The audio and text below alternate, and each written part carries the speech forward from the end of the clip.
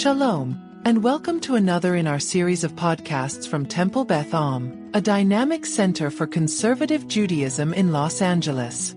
This is a recording of a Shabbat teaching with guest speaker, Rabbi Ashira Konigsburg. I wanted to look at some sources about what the davener is supposed to be doing during davening. We've talked a little bit in broad strokes about the davening communities we're trying to create. We've sampled things that we could bring back to our communities.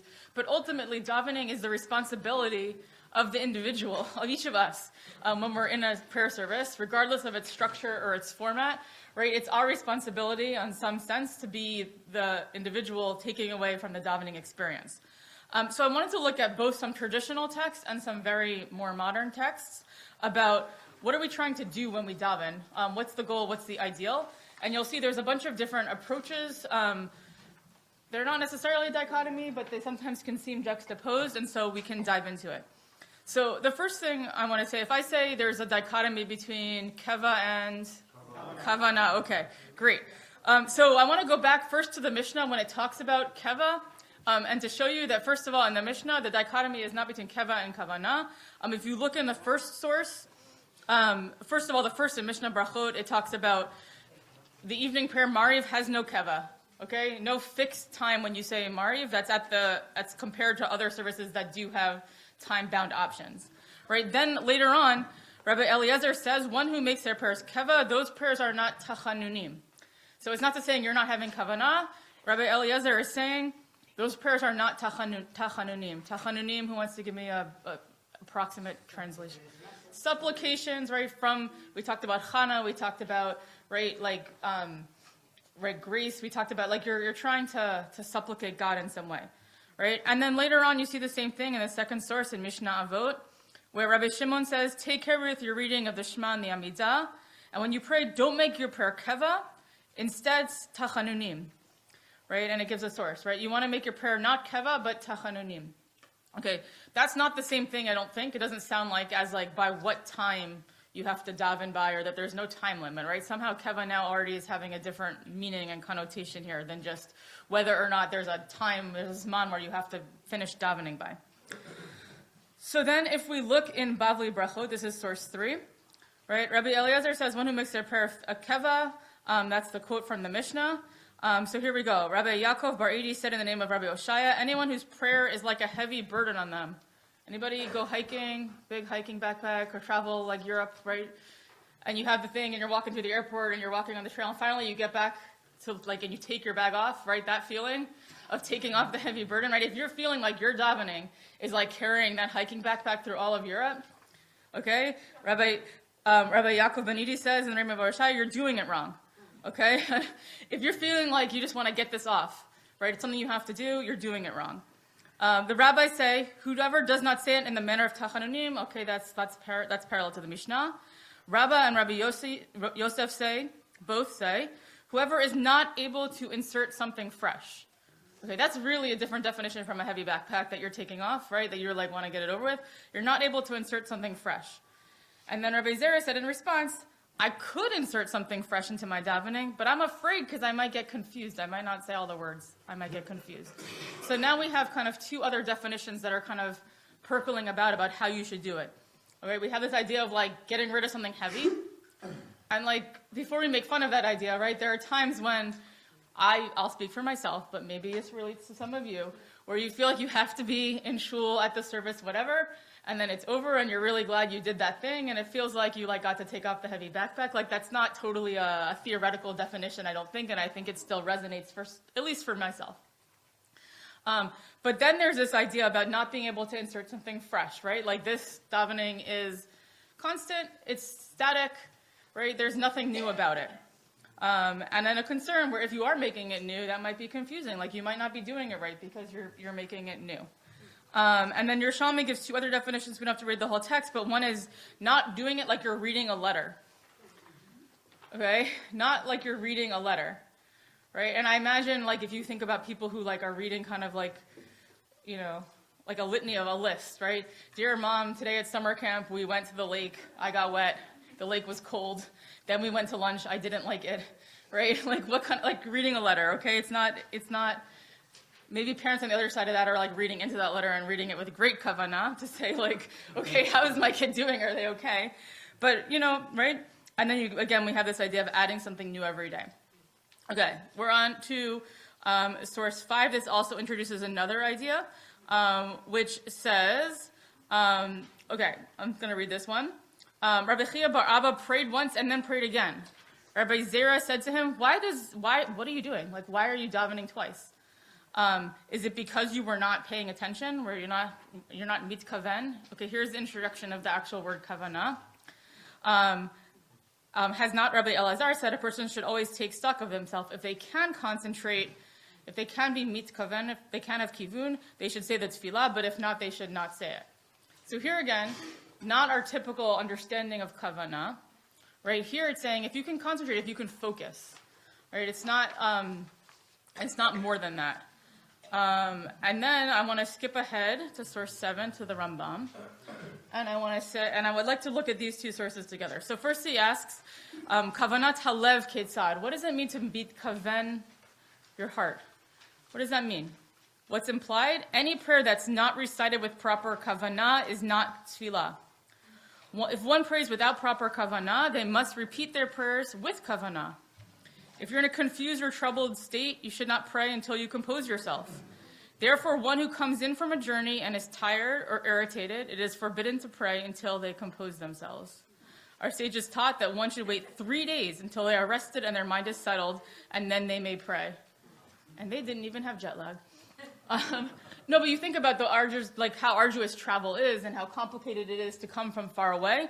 And it takes time to come off of a trip, get your laundry done, unpack your suitcase, and really feel like you're present and back in your normal life. There's a transitionary period there. And I think that if you think about travel in the old days, it's even more arduous, right? So you need to really be settled. You can't just go in and have daven. That's the first source. Okay, then ketzad hi hakavana, which is a similar-ish question, right? One should clear their mind from all thoughts and envision themselves as standing before the divine presence.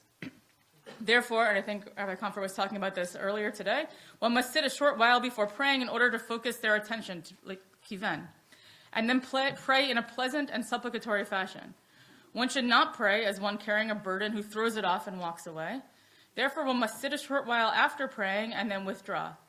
The pious ones, the Hasidim of previous generations, would wait an hour before praying, and an hour after praying, they would also extend their prayers for an hour. Right? There's this idea of bringing, right, of having a focus, of having intention. Yeah. Can we disagree with Rambam? You could, sure. Lots of people do disagree with Rambam. Well, it's the 3-day thing is sometimes you really, when you pray, it relaxes you. Yeah, The stress, Mm-hmm. and you want to relax, and you want to be with what you would have. It's helpful. Great. And So, it's not really one fits all.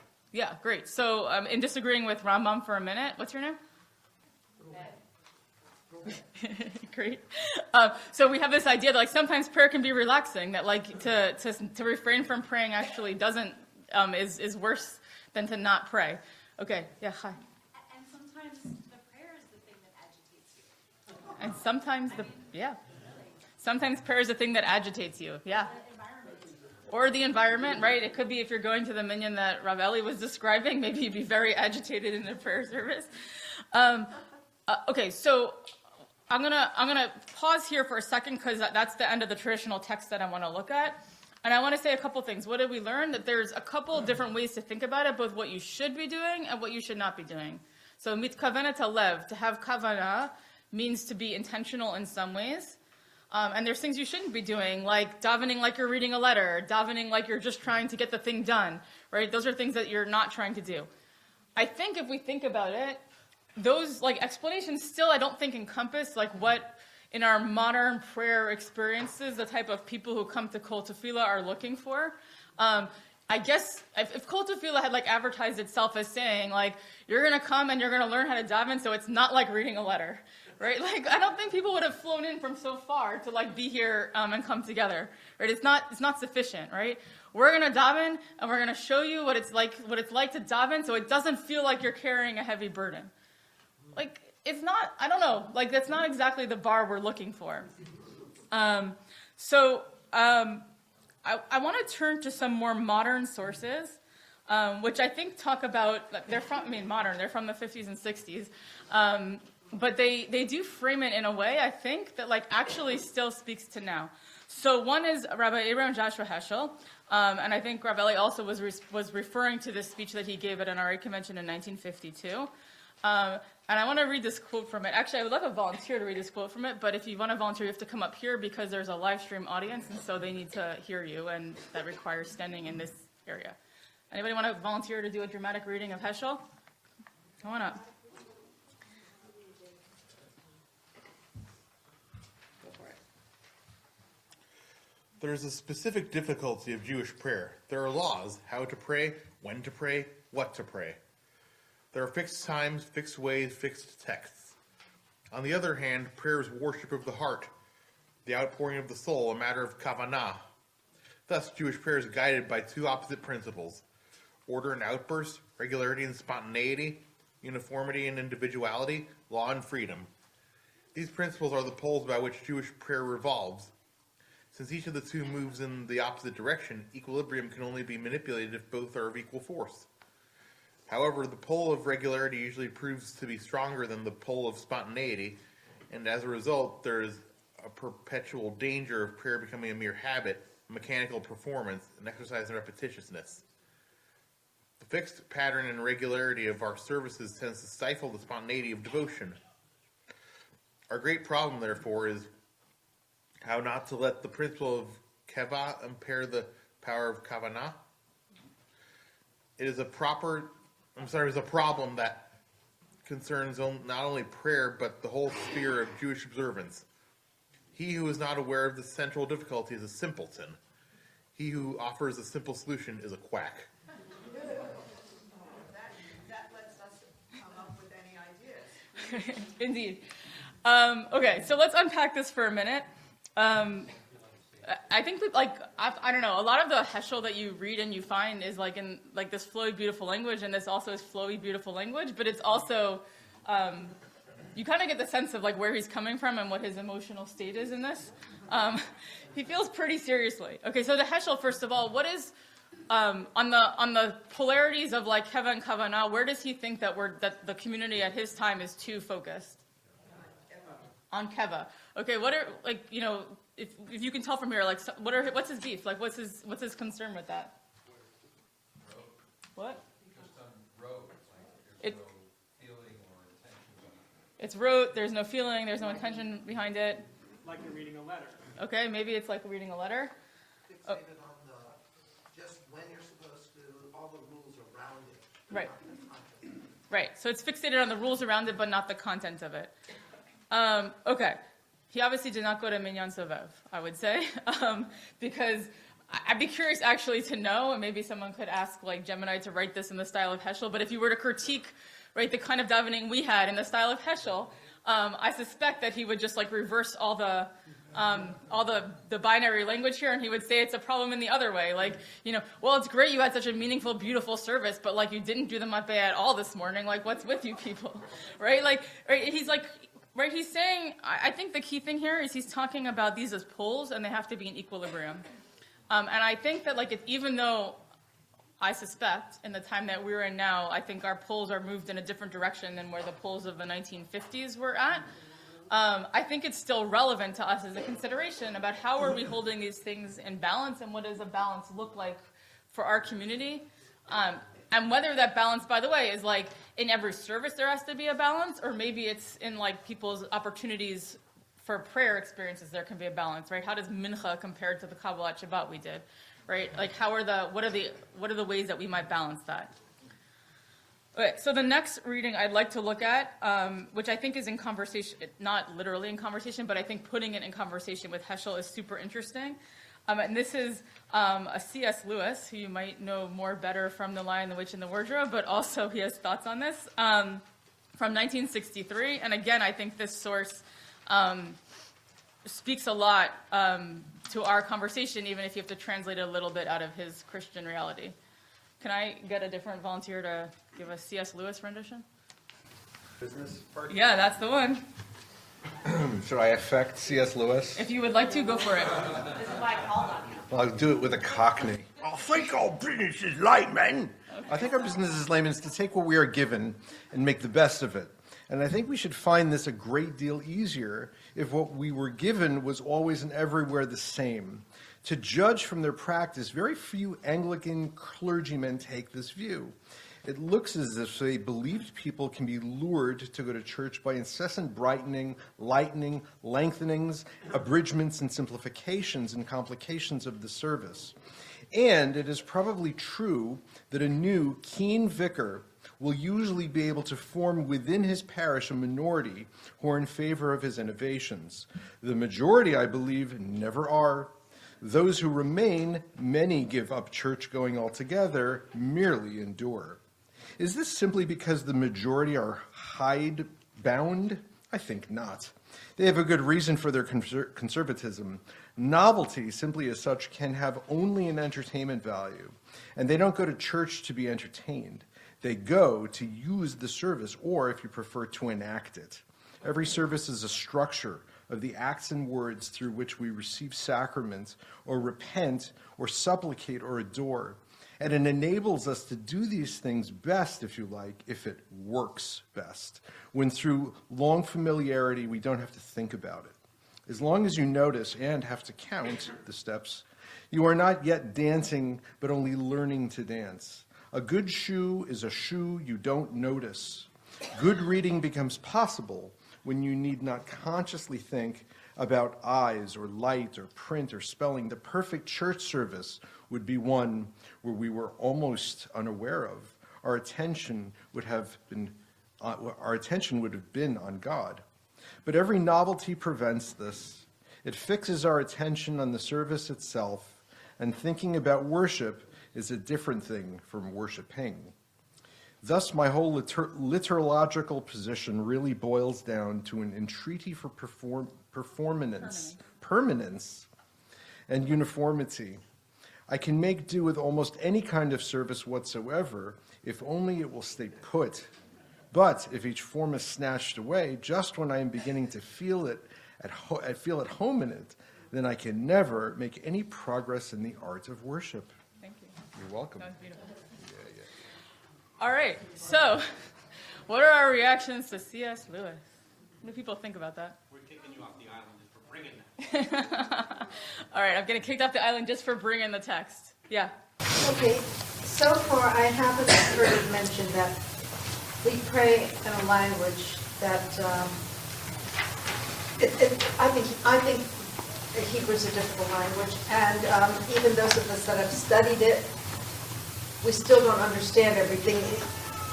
And many people that I've talked to, many shul goers who go regularly, they do see a certain burden in that the prayers are in Hebrew, and a lot of us think we don't think in Hebrew. Many of us just don't.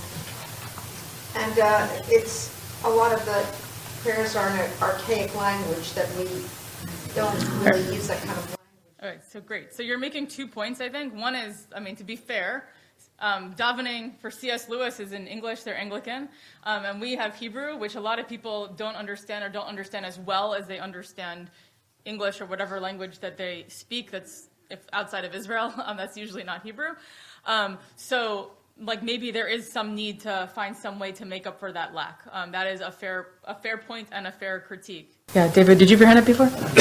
I was impressed how he ties it up with impediments to worship. I think that is a key for him, and personally it's a key for me in my Kabbalah, and as it reflects in introspection, if you will, that is a key feature of my. Okay, great. So talking about what are impediments to worship and how we need to be aware of that, I think is right. Does that capture what you're saying, David? Yeah, Stevie. Yeah, I appreciate the perspective that music, for example, is a means and not an end.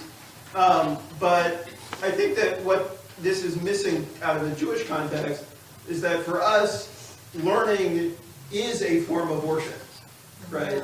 Learning about worship is like a religious activity. It's not, merely an intellectual activity. Right. So we have the opportunity to do learning, and that is a religious experience for us Jewishly. And he's obviously not talking about that. I want to note two other things that he says in his very dogmatic way that he's saying it. One is he notices that different things work for different people. Right? He acknowledges that there can be different types of services, and even he's open to different types of services as long as they're not changing too much all the time. Right? For him, it's the novelty, it's the distraction, it's the change. Like, if you can't understand what's going to happen, if you have to pay attention all the time to what's going on, that's what he finds very distracting. He's not saying it always has to be everyone has to do the same thing, but he's saying he can't get used to something because it's changing too much. Did you have your hand up over there? Yeah. I was going to say that for some people, novelty slows them down and maybe helps them actually pay attention. So, it's different for everybody, but I see novelty as, I'm not just doing the rote thing, I have to now pay attention to what I'm actually saying. Great counterpoint, right? For some people, novelty helps them notice what's new, what's different, see things in a new light, doing it, right? And I think that that's true.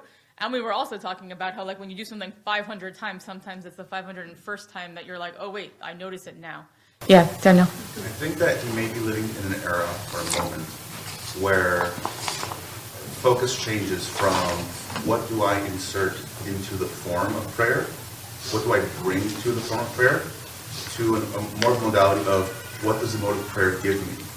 And I get the feeling that people would have a development of their kavanah through lived experience, a sense of this is something that happened to me, I bring this to the form of the sacred that we all agree on, and that he's living for a moment where people are going to the prayer service to receive kavanah, to be given something to think about.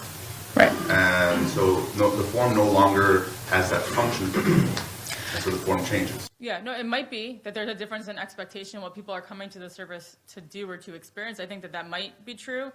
And I definitely think there's a cultural difference between an Anglican service and whatever we're doing in whatever stream of Jewish tradition. Those things probably don't normally look alike, although I think there are Jewish services that were crafted to look very similar to Anglican services because that was what was working in their culture and context. All right, I'll take a couple more comments and then we'll look at another text. Yeah. I was struck with his comment on each form is snatched away just when I'm beginning to feel at home in it. And it's interesting, in today's times, there's so much new music created, there's so much thrown through. And I was thinking back in the 70s and 80s when I first remember new things coming into the service. And it was always introduced, these are going to be 3 songs of the season. And they'd be introduced to the service, and you'd do it for 3 to 6 months. Maybe one of them would catch, the 2 would disappear, and then the next 6 months there were 3 more. We don't seem to go. I've never heard any rabbi or cantor say, this is the songs of the season we're going to do this year, we're going to work on that. Now it's just new music keeps coming, we bring new people in to teach it to us, and it can overwhelm. Yeah, that's a fair point. I think in the session before, Rabbi Levy was talking about how to gradually bring her community along towards the innovations she was trying to innovate. So I think that some communities do have that tactic, but I also think, to a larger point, if you were to think, I don't know if this is a helpful exercise, but if you think about old school Sidurim from our movement, right? If you think of the Silverman, right, the black book that was made before the state of Israel existed, that Adon Olam's on page 162, right? Right? That, right? You think about what that looks like on the inside, and it just has very, old school layout before modern printing even, and it just has the Hebrew on one side and the English with these and thous on the other side, right? That's the Silverman. Okay? And then we moved on as a movement to Sidur Sim Shalom, right? Which has mostly, it's better laid out. It's a new, the text is pretty similar to Silverman, I would say. There's a few little innovations. But there is, on some pages, a line, and under that line is a little bit of commentary, but a bit, right? And there's stuff in the back, right? And then you look at where we are now, right? In our Sidur Lev Shalem, that has the 4-column layout, plus I found the Amida, so also the variants in Nusach there, right? Where there's here's information about the prayer service, right? What is going on here? Here you can learn about the prayer. Here's the text. Here's the translation. Here's something that you can read that will give you some kind of connection, right? It's more spiritual stuff in that column, right? And suddenly we're in a reality where there's a lot more going on. And I think if you look at the time difference, like I don't even know how long Silverman was around for, but the Sim Shalom like started in 1985-6, right? And then it wasn't until we got to like this style came out with Master Lev Shalom in 2010. The time between like needing new books has gotten a lot shorter, right? And I don't think that that's like totally theoretical. I think that that's like what we expect with like the advent of like constant being able to get information and having things respond to the times, right? I work with the Rabbinical Assembly, and rabbis all the time are talking to me about like how they're always feeling like whatever's happening in current events, which like could be now 20 things a day, they feel like they're supposed to like have a thought on, be able to comment on. And like if you write your sermon on Wednesday, like you better hope that nothing in the world happens on like Thursday or Friday. But like, you know, I don't know, you know, clergy from Beth Am, you can tell me, it's like it can be hard not to think about like what else might people expect or want to hear from, or where people are emotionally, which might just change from when you wrote the sermon on Wednesday, and now it's Shabbos. So I do think that there can be like our expectations about like, are we coming to connect with an ancient tradition and that's what it was, and we're like looking to experience it, or are we looking to connect it to like what's going on like now this week in our lives existentially? And I think that has been a shift over time in our movement, and I think our expectations of relevance have really moved to like light speed as opposed to like, you know, decades or eras or something else. Somebody else had their hand up. Yeah. I feel like part of what C.S. Lewis was saying is that he wants the prayer to represent the constancy of God. And so he's saying like a theological statement in there too. It's not just a comment on the style of it. And so somehow the style is interfering with his connectedness on this deeper theological level. Great. So the style is getting in the way of his ability to connect with God.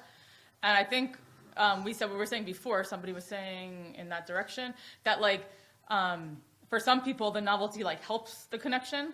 And he's saying, for me, the novelty like gets totally in the way of that connection. Like it doesn't work for him. I don't know what he'd say now. I also don't think he ever went to minyan. So Bev. Question. Yeah. I just want to say that first of all, I think he is like, when you talk about how like it's harder to relate to Hebrew than like in English or in English. I don't think that in this kind of framing, the emotional, spiritual sort of processing that he understands prayer to be about has anything to do with particular words, right? He kind of says, whatever the words are, it doesn't matter. I want a written, right, and kind of he may have been at Rabbi Ashira earlier and understand therefore that like a lot of the time like the words of a ritual are the mantra, the background noise, right? Are the setting for the kind of for whatever kind of emotional and spiritual kind of exploration and growth you want to have happen, like as a result of prayer experience. So I think that I don't think that the language is even is even of interest. It is that he assumes that what prayer is supposed to offer us or do for us is something is beyond the words or the liturgy, right? And the liturgy is only forming that sort of the conditions for it. Yeah, I see what you're saying. I think that like for me, when I read it, like the thing that really stood out was when he talks about like good experiences when you don't notice that you're having.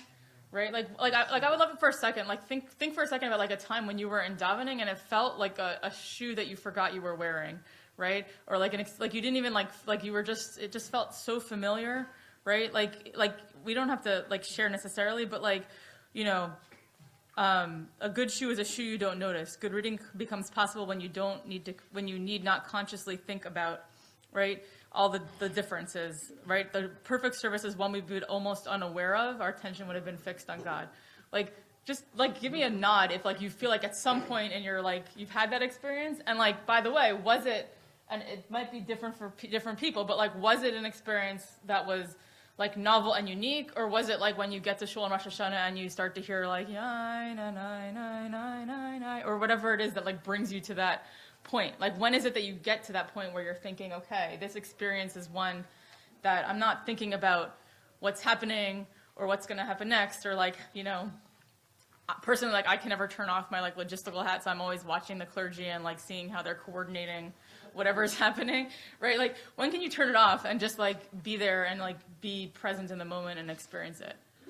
So like regardless of whether the novelty and his grumpiness about novelty like annoy you, I think it's fair, but take away at least from him the idea that like there should be this like, you know, not noticing your shoes, not noticing the experience you're having, and like when are you actually just davening? And think about how that relates to your like intellectual sense of like what your ideal service is and if they're aligned or not.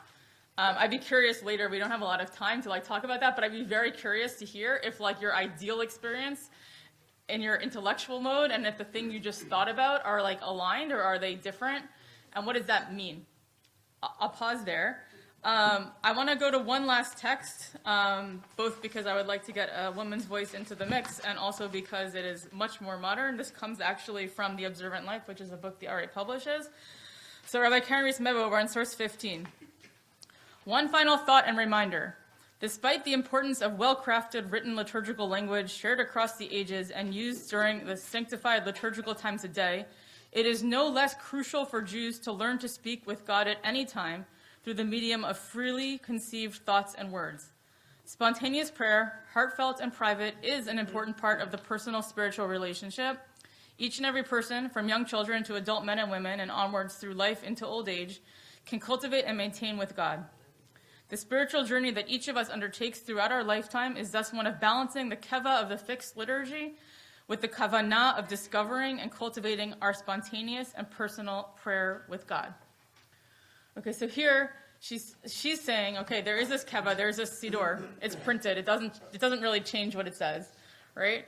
And then there's our own experiences, and we have to figure out how we relate to God in both ways, both with the fixed text of the siddur and with what we want to say, what we want to like, what we want to be in relationship with God, whatever that means to you. They're both necessary. It's not a one, you should have keva, two, you should have kavanah. It's a how do we have both? And I think that echoes what Heschel was also saying, right? That you need to figure out how these polarities can be in relationship to one another. So with that, because we have to also leave this to go to the keva of Mariv and into the kavanah, hopefully of a beautiful concert tonight.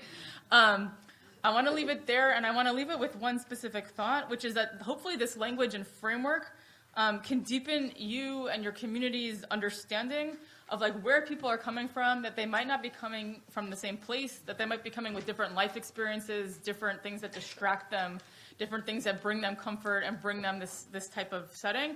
And how do we craft things that meet the needs of multiple people at multiple times? I think it's a big challenge, and I think that that's part of why we're like always in this conversation. You've been listening to another in our series of podcasts from Temple Beth Am, a dynamic center for conservative Judaism in Los Angeles. If you enjoy these podcasts, we invite you to write a review on the Apple Podcast website or wherever you get your podcasts. For more information on Temple Beth Am, Los Angeles, please visit www.tbala.org.